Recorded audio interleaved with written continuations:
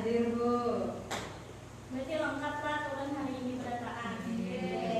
Sebelum kita memasuki pembelajaran kita mulai dengan membaca doa masing-masing di dalam hati. Membaca doa dimulai.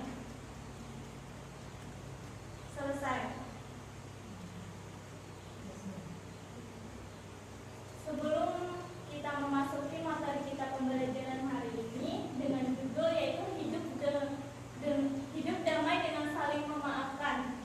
Jadi sebelum kita lanjut ke pembahasan, Ibu hendak bertanya, Bu Hantian pernah lah bakal lahir kawan? Pernah. Hanya rabu Hanya di semalam kan? Ada suara yang bagus tuh. Jadi kayak apa rasanya? Sakal Bu. Awannya jahat Bu kada setia. Mau apa Bu? Jadi kada boleh lah sabujudnya bakal lahir tuh. Ada baik kada bagus kayak kena. Ada nyaman tuh bakal lahir kawan-kawan dan berdoaan. Iya kamu berdoa dulu Bu, mengalahi kita kayak apa? Nah, untuk penjelasan itu kita pelajari materi kita hari ini supaya kita tahu kayak apa orang saling memaafkan. Jadi sebelum kita mempelajari pelajaran kita hari ini, Ibu akan menyebutkan tujuan pembelajaran, yaitu mengetahui arti penting dari sikap menyesal dan memaafkan, merinci ciri-ciri orang yang pemaaf, menganalisis hikmah dari perilaku saling memaafkan. Jadi sebelum kita masuk ke penjelasan, Ibu ada suatu kisah, yaitu kisah Rasulullah ketika beliau memaafkan kaum Quraisy pada peristiwa Fatu Mekah. Jadi peristiwa Fatu Mekah itu terjadi karena pelanggaran perjanjian Hudaibah oleh kaum Quraisy. Jadi akibat pelanggaran tersebut, Rasulullah bersama 10.000 pasukan Muslim menuju Mekah. Ketika kaum Muslim ingin memasuki Mekah, kaum Quraisy ini merasa ketakutan karena mereka itu sebelumnya pernah memusuhi Nabi, menyakiti Nabi. Namun yang terjadi justru Rasulullah tidak membalas dendam dan beliau bahkan bersabda pada hari itu adalah hari kasih sayang. Jadi sikap memaafkannya Rasulullah kepada kaum Quraisy itu merupakan contoh akhlak yang mulia. Tidak membalas kejahatan dengan kejahatan, menghapus dendam meskipun pernah disakiti, mengutamakan kedamaian. Jadi pengertian meminta maaf adalah sikap mengakui kesalahan yang telah diperbuat, disertai penyesalan yang tulus dan berjanji tidak mengulanginya kembali. Dalam Islam, Allah Subhanahu wa taala memerintahkan hambanya untuk saling memaafkan sebagaimana dalam firman-Nya pada surah Al-Imran ayat 134. Meminta maaf bukan tanda kelemahan, tetapi kita menunjukkan keberanian dan kerendahan hati. Pengertian memberi maaf. Jadi memberi maaf adalah menghapus rasa marah, benci dan dendam kepada orang yang telah berbuat salah kepada kita, serta tidak mengungkit kesalahan tersebut. Memberi maaf merupakan akhlak yang terpuji yang dicontohkan oleh Rasulullah ketika beliau memaafkan kaum Quraisy pada peristiwa Fatu Mekah tadi. Pentingnya saling memaafkan. Jadi ada adab ketika kita meminta maaf kepada seseorang, itu harus dilakukan dengan tulus dan ikhlas, mengakui kesalahan tanpa mencari alasan, menggunakan kata-kata yang sopan, memperbaiki kesalahan yang telah dilakukan, berjanji tidak mengulanginya kembali. Adab dalam memberi maaf. Jadi ketika kita memaafkan seseorang, kita harus ikhlas karena Allah Subhanahu wa taala, tidak menyimpan dendam, tidak mengungkit kesalahan yang sudah dimaafkan, tetap berbuat baik kepada orang tersebut. Ciri-ciri orang yang pemaaf. Jadi orang yang pemaaf ininya mudah memaafkan kesalahan orang lain, tidak pendendam, sabar dan lapang dada, berhati lembut, mengutamakan perdamaian. Hikmah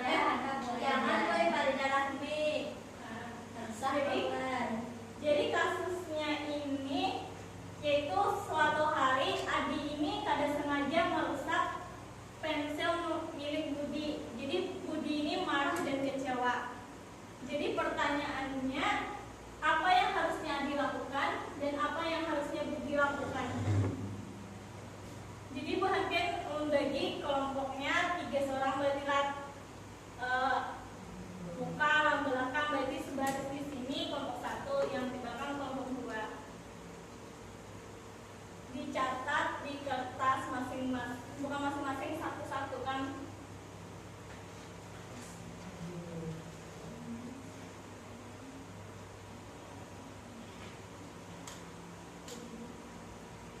Jadi tadi kasusnya Adi tidak sengaja merusak pensil milik Budi. Budi marah dan kecewa. Jadi apa yang harusnya Adi lakukan dan apa yang harusnya Budi lakukan? Ibu beri 1-2 menitan lah.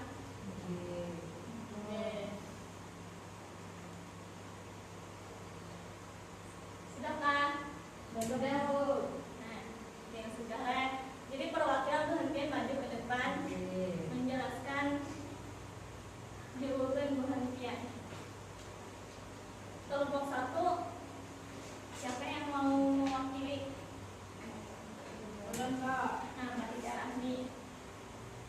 Jadi sikap yang harus dilakukan Adi sebaiknya mengakui kesalahan, meminta maaf dengan tulus, menyesal dan berjanji lebih berhati-hati, mengganti pensil yang rusak. Kalau yang Budi, Kalau Budi mendengarkan penjelasan Adi, tidak malah berlebihan, memaafkan dengan ikhlas, tetap menjaga persahabatan. nah bagus, tepuk tangan untuk Pak Ida Rahmi. Ayo perwakilan kelompok 2 pulang maju ke depan. Anissa, Bu. Anissa, ayo Anissa.